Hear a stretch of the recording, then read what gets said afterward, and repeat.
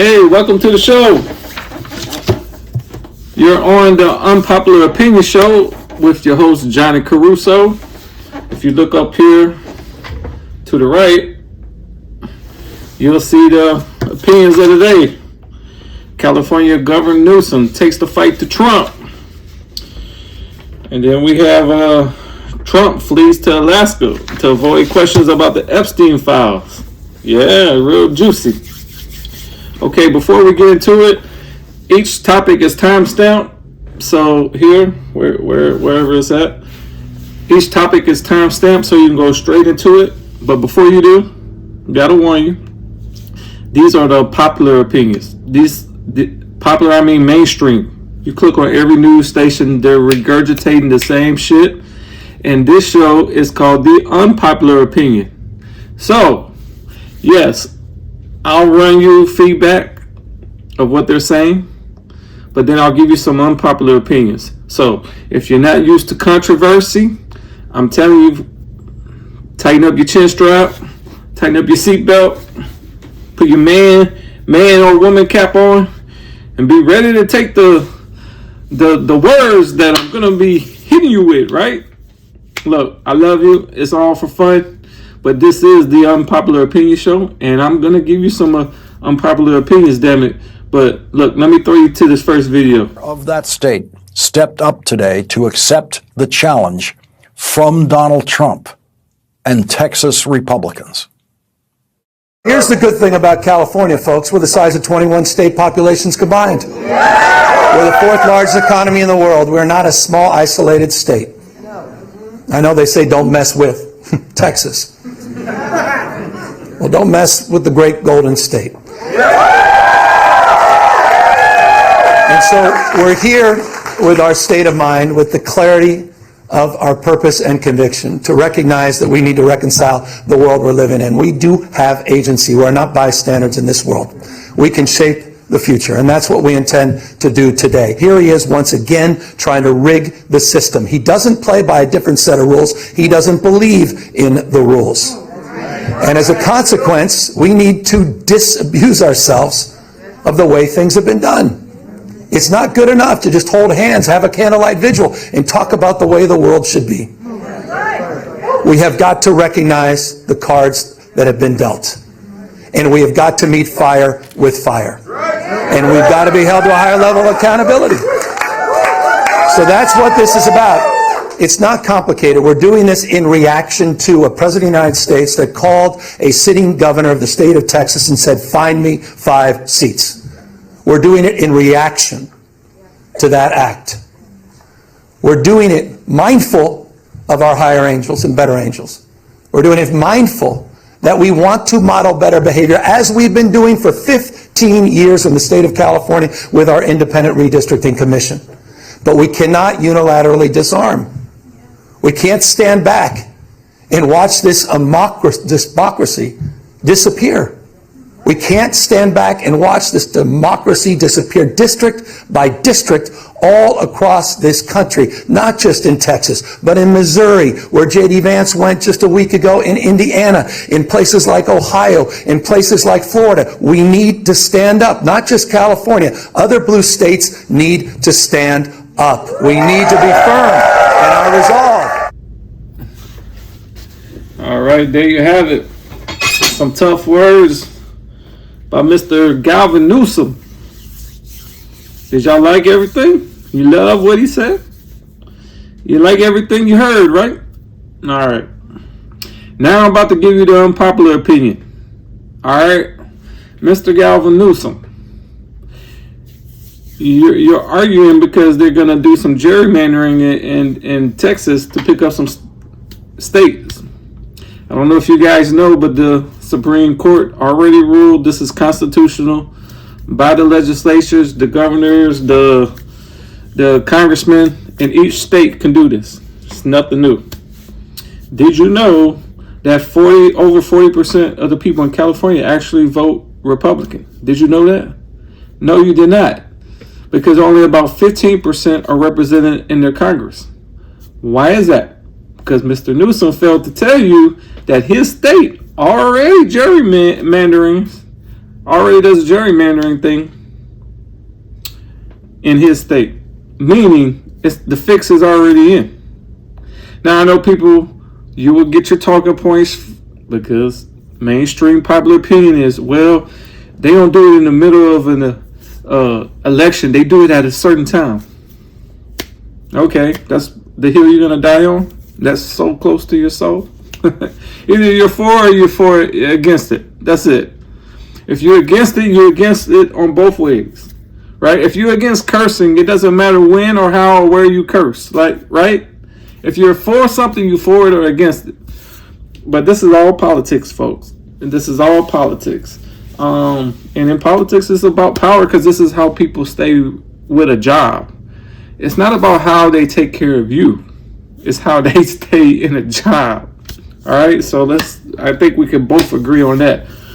But Mr. Gavin Newsom, I mean, he looks like he's running for a presidential bid. Him and J.D. Vance, I would love to see that. J.D. Vance, my opinion, will tear his ass up. I mean, look, Gavin Newsom, he's in favor of taxing the rich, taxing business owners, who then pass the costs on to the consumer, right? Because they're not going to eat a 20% tax. And if you don't believe me, go to McDonald's in California. Try to buy anything for $5. Maybe you can get a water for $5, right? But Gavin Newsom is against tariffs on foreign countries, because he says it'll pass the tax to the consumer. Well, goddamn, which one is it? You're for it or against it?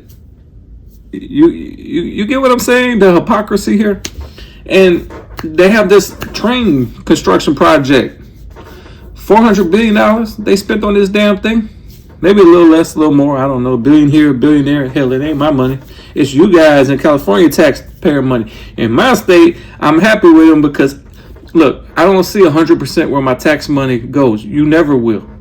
But if you can see about 30 or 40% being done on something that you're proud of, or that, hey, good schools, good bridges, good roads, jobs for the people who live here first, that's the four things to me, right? If I can see that, hey, whatever you do with the rest of the money, that's political.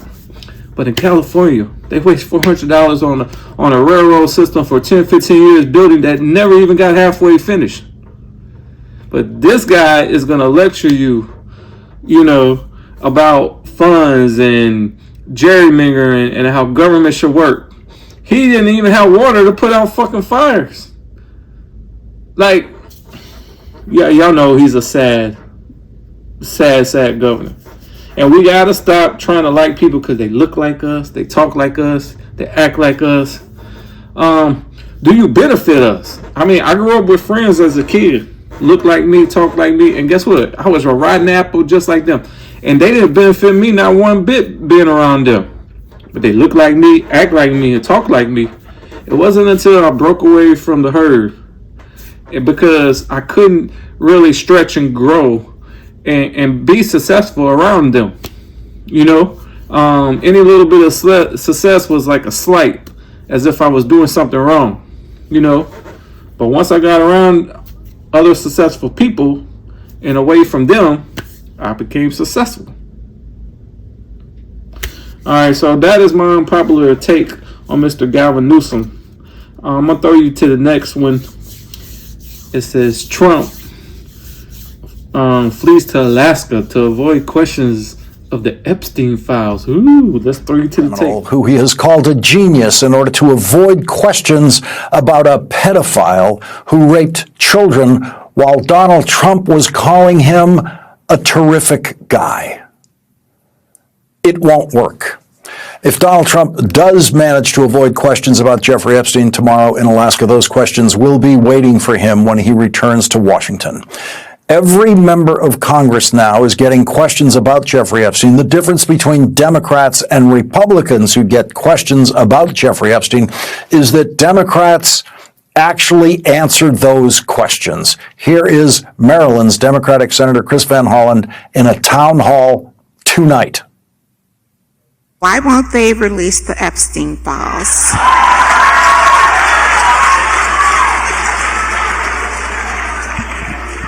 Couldn't let you leave without So they that. should release the Epstein files right now. And they obviously have the power to do it. All right. Look, if you guys are still sipping on this Kool-Aid, here's my unpopular opinion. It's political. It's political. The Democrats are really good at being political and creating a narrative, and the Republicans are more focused on the outcome. Because Republicans know their citizens will not live in a city full of crime, full of violence, bad schools, anarchy everywhere, high taxes, crippling businesses from growth. They won't live in that shit. So in Republican cities, you need to have good outcomes. Democrat cities, you need to touch into their inner feelings and tell them what the fuck they need to hear, right? The outcomes, we already know our situation we're in is fucked up, right? They can give a fuck about outcomes because they really don't expect anything to change because they've been living in them cities that been ran Democrat for 60 years. So they don't know what the hell living in a normal city is, right? So here's the deal. The outrage over the Epstein files is just political. It's theater. And political theater used to work for the Democrats. Before many flipped to go vote Republican, I think you had over 50% of the Latinos voted for Trump. That should give you a sign. Well, why? Because they're more focused on outcomes. They like that you talking a good game and being political, but they know you talking about Epstein files, is it going to make the gas prices come down? You know what I mean? Is it going to help the crime? Is it going to help any key situation that they're interested in? Just to give you an example, these Epstein files, this dude is dead and we're talking about. These files were around the whole 4 years Biden administration was in office. The truth is, the judge refuses to release them. And then guess what? The Trump administration have asked the judge to release them. And they won't release them. And guess what? The judge is a liberal Democrat judge. Right? So, I don't know who the fuck is on the file or not. Right? But, I voted for somebody to get the gas prices down. They're coming down. They're not all the way down, but they're not going up. For my 401k has gone up.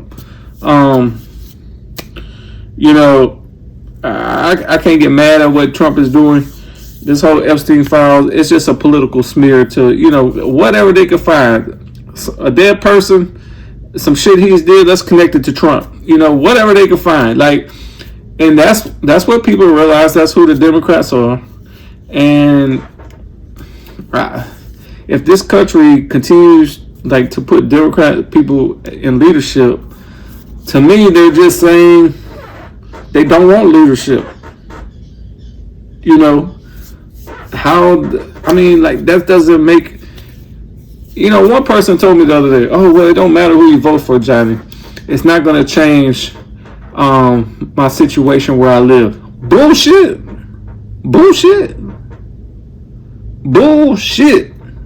I guarantee you where I live over here, because I used to live in New Orleans and Baton Rouge. Democrat ran mayors. High crime, taxes, you fucking name it. I move over here, it's all Republican mayors. Good schools, good roads, everything. I guarantee you bring a bunch of Democrats over here, start running the government over here,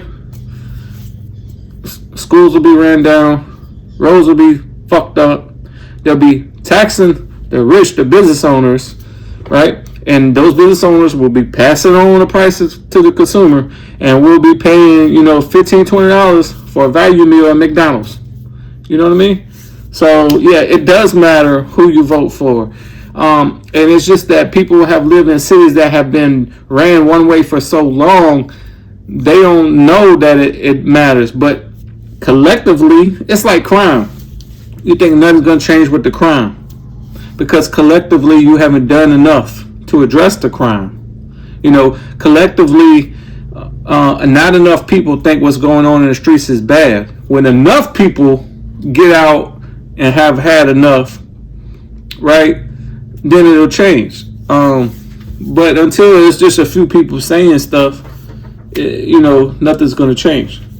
So look, that's my unpopular opinions of the day. Thank you for tuning in to the show. Give me a subscribe and a like and share the channel. Until next time, I offer peace, love, and happiness. You are on the Unpopular Opinion Show with Johnny Caruso.